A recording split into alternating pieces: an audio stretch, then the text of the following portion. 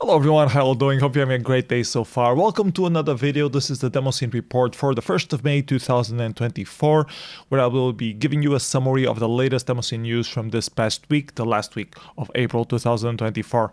As usual, all the things mentioned are listed on the description below, so you can check them at your own pace later on. If you're new to the Demoscene, I hope this helps you find some interesting resources, and if you're an old school scener, well, I hope the video helps you keep in touch with what's latest on the Demoscene.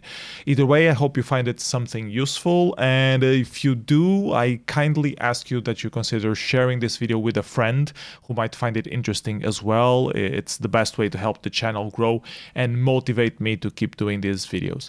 So let's take a look at what happened this week.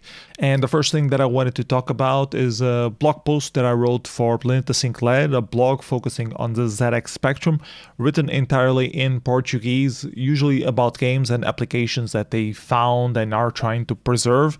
I thought it would be nice to have some Demoscene presence there, and I started writing some articles for them, mostly summarizing the latest ZX Spectrum releases from the Demoscene and also hyping up a little bit of the events that are happening in Portugal. The Momentum number 12 meetup that I helped organize in the mid of April, and the Synergy 2024 meetup that's happening in 4 to 5 of May. We also have some Demoscene competitions happening there as well. If you want to submit something, remote participation are very much welcome.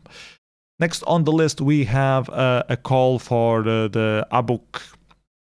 Translate this to English real quick. ABBUC software competition is organizing it again. The closing date for entries is on the 31st of July. So if you are from Germany, I think they also accept remote entries as well. You want to submit the software competition of ABBUC, please consider doing so. Then we had the new release from three.js. Three.js is a library for JavaScript to do some 3D scenes in JavaScript.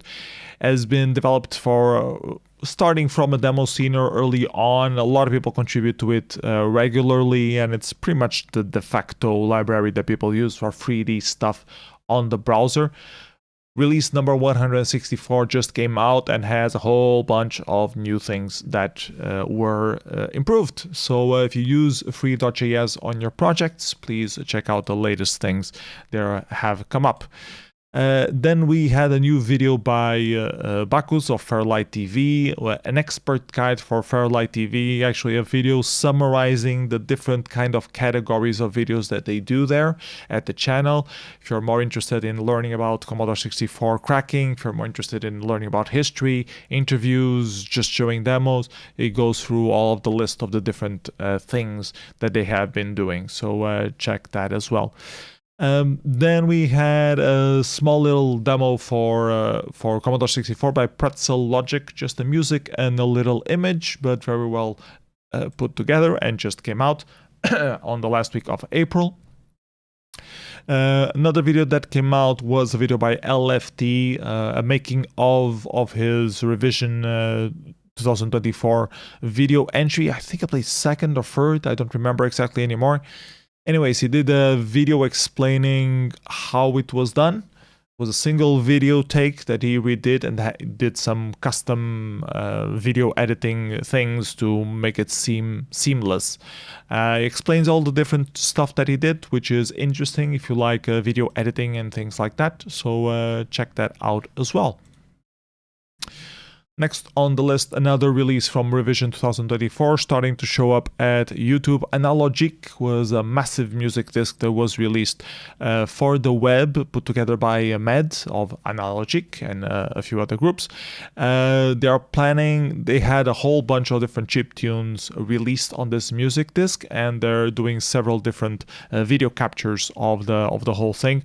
1 hour long each one, promises to be 4 parts. The first part was just released, so check that out. Then we had the release of MS-DOS 4.0 for your perusing pleasure. If you ever wondered what the hell MS-DOS 4.0 was all about, now the source code is available. No one uses it anymore. They decided to release it. They had already released version 1.25 and 2.0, and now they decided to put out 4.0. Eventually, they'll reach version 6.2 and actually become useful. Who knows?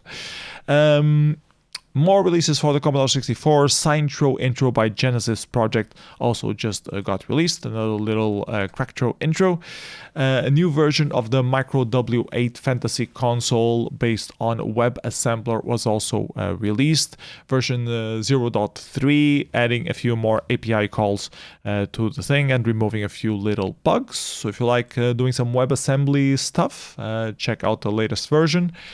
A few more releases. A new disc mag for the Amiga just came out as well by Second Moon, called Amiga Rules 2401, the first issue of 2024, I would guess that means. I haven't had a chance to read it yet, but if you have an Amiga, please make sure to check it out, because there aren't that many disc mags left. Then there was a massive pack released by Misty Gris in April 2024 as well. Let's quickly take a look at some of the images here. And there are actually quite a lot of them, a lot of stuff for teletext. But also some ANSI, some ASCII, even some PETSCII stuff as well. Some joint pixels as well. Photo of a train bomb. Some conceptual stuff. A little animated. A lot of references to Dali and different painters. Andy Warhol as well. More teletext. Very large pack. The more ASCII and ANSI.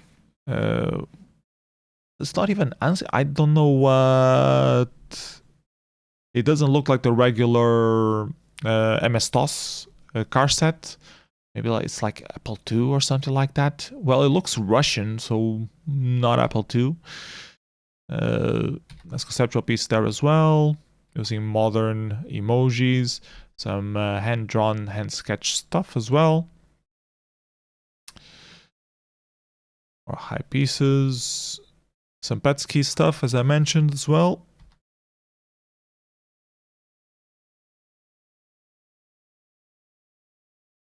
So yeah, a lot of entries on this pack. Really cool stuff. And the final one. With all the lists of the information, a reference here to that British guy, whose name of course I forget right now. And some block ANSIs as well to wrap things up. So yeah, very long, even some typewriter stuff, which is really cool. So yeah, very big pack. Check out all of the releases that were a part of it. And let's move on to something else that came out, which was splitRaster Plus. If you're doing stuff for the Amstrad Plus, this is a little tool to help you create high-resolution images for the Amstrad. So check this little tool out as well.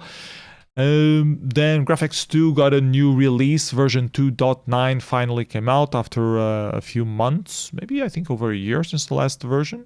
Yeah, almost a year. So thank you Pulkomandi for still investing some time on updating Graphics 2 with some more little features and bug fixes. Always cool to see some new versions coming out. Then I found this article about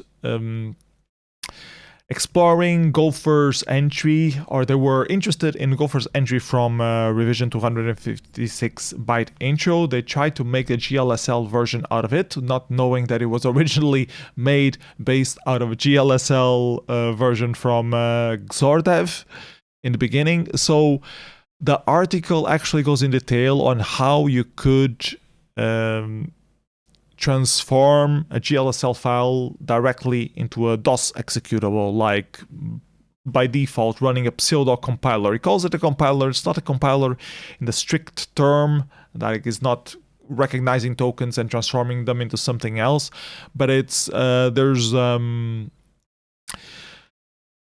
it's more like converting the GLSL code into assembler equivalent for x86. It also comes with GitHub. It's not this one. Where is it? What is it? What is it? Comes with a GitHub repository, which I'm not finding the link for right now. Here it is. Where you actually have examples of the code that was used. So if you check out GLSL, you can see like the chim that it uses for starting mode 13H and rendering things up and converting all of the different little things inside the GLSL code into functions in the x86 instruction set. So interesting project, interesting read, bit of a hack, but interesting read nonetheless. Then there was the release of Subliminal Extacy number 6. There was a preview shown at Wherever 2024, but the binaries were not available yet. Now Lord Coxis finally managed to put it out after 6 weeks, and you can read all of the different articles already available. And then last but not least, Multimatograf is currently happening as I'm recording this. They're having the prize ceremony. So yeah, I checked a few of the competitions, not all of them. Really cool demo winning the ZX Spectrum or old school demo competition. I assume it's winning. There were 2 ZX Spectrum demos and 2 Electronica BK entries, if I'm not mistaken. Pretty good compo overall, not many entries, but pretty cool. So yeah, check out the releases if you haven't done your so yet, and I will probably go over them in a little bit more detail on the video for next week. Once I have like everything on Demozoo with nice little screenshots and stuff like that. Meanwhile, you can already check all of the releases on the retro scene page of the event, so I'll leave that link on the description below.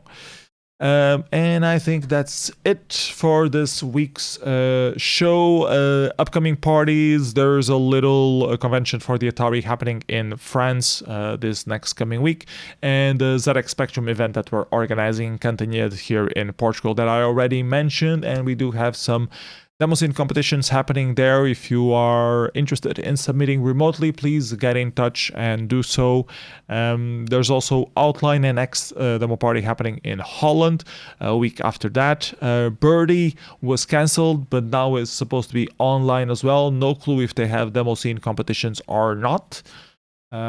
Check it out if you are in Sweden. Then we have D-Crunch happening later in the month. Moonshine Dragons dedicated to the Commodore 64 also happening in Poland. On the same weekend, also 68K Inside in Finland dedicated to the Amiga and Atari and all things 68K processor.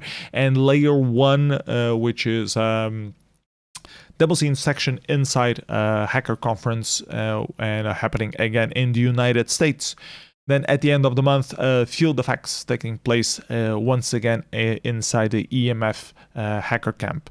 So yeah, these are the things coming up soon. Be sure to check them out. And we'll be back either way next week to tell you all of the latest news and developments that happened throughout the week. I was almost saying next month there for a second. We did change the format. I heard your feedback. You people seem to enjoy this weekly format a bit better, so I'm going to keep trying to do them on a weekly basis. Let's see how long it takes. Either way, if you would like to support this project of mine, please consider donating something to patreon.com/psnf. Whatever you're willing to donate is very much welcome to improve my set here. I'm in dire need of a new hard disk for backing up the videos of all the things that I've been doing. So if you can send me that, either send me some money for that or buy it directly on my Amazon wish list.